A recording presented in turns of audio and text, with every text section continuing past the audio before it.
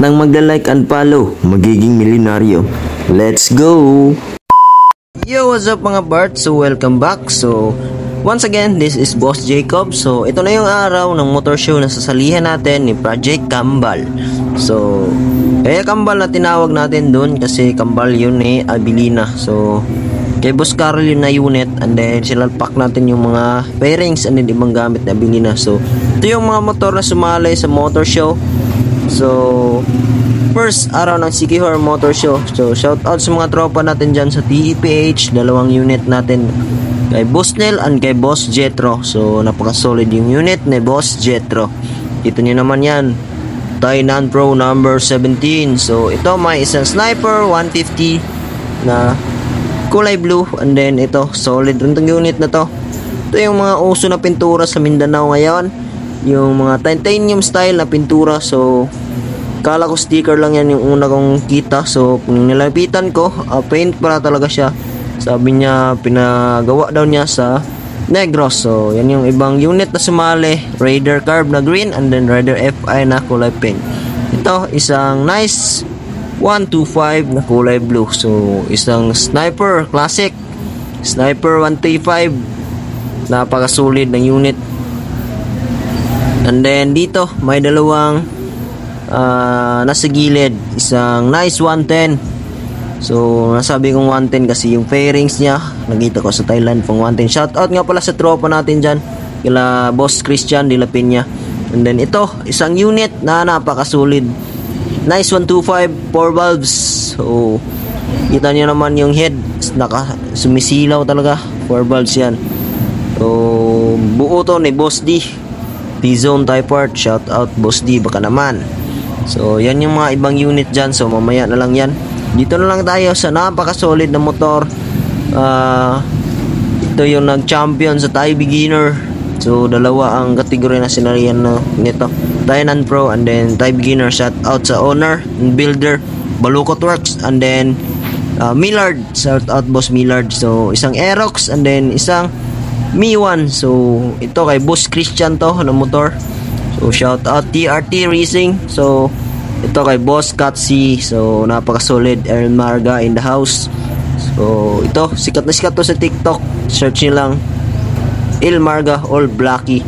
So, isang Wave I ulit and then Wave S. So, itong Wave S na to, I think build rin to nila Balukot North siguro. So, isang Wave S ulit and then Wave 100 na kulay white. Napaka-solid din, napaka-simple tignan. And then ito kay Boss Kib, napaka-solid, Wave I. So, Vans concept. So, naka half titanium yung kanyang pipe. So, grabe ang diin ng mga motor na sumali ngayon. So, ito kay Boss Kevin Humawan. So, shout out Boss Kevin, bro, napaka-solid ng unit mo. So, yan, isang Wave S na street legal. So, grabe, napakaganda. Then, 4 valves sila niyan. So, ito rin, isang Wave S, syempre, kulay black. And then, kita nyo naman yung similip. So, mag-part 2 tayo mga part. So, bago ko yung tapusin mga part, so may mapakilala muna ako sa inyo ng game. So, ito ang PH Pasay. So, click lang natin yan mga part. So, yan yung loob. So, papakita ko sa inyo kung paano ito laruin. Tara, let's go! So, ito yung laman ng PH Pasay mga part. So, yan. May natira tayong balance dyan na 1.5 up. So, ito yung mga laro. Napakaraming laro dito. So, pwede kang mamili dyan. Then, ang pinaka gusto kong laro is itong Gate of Olympus na may 1,000. So, dalawa siya. Itong may 1,000 yung pinaka-favorite ko. So, open natin siya para makita natin.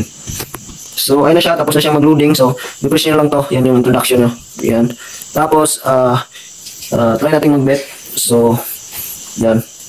Hindi siya pumutok. Pero, ang ipapakita ko sa inyo is yung laro ko kanina. So, ito yun.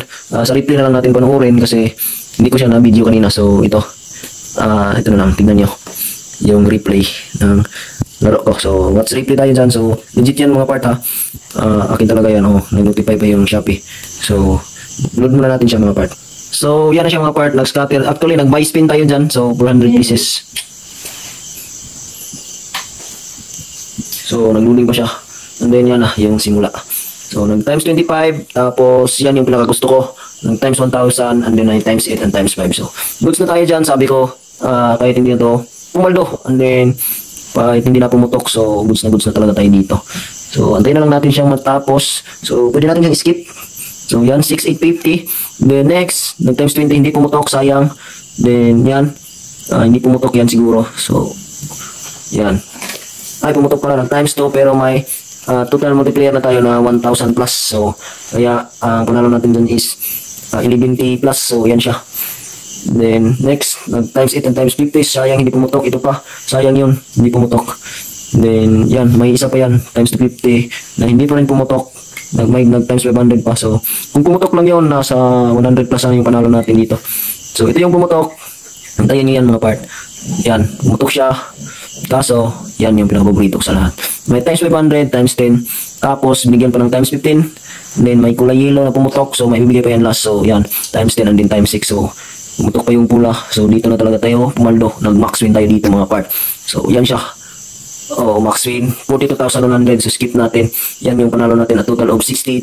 So napaka-legit ng link at mga part. So kung gusto niyo ring manalo kagaya ko, nasa comment section yung link, and then ilalagay ko rin yan sa bio ko. So ano pang hinihintay niyo mga part? Nasa intro na natin. Lahat ng mag-follow magiging milyonaryo. Let's go!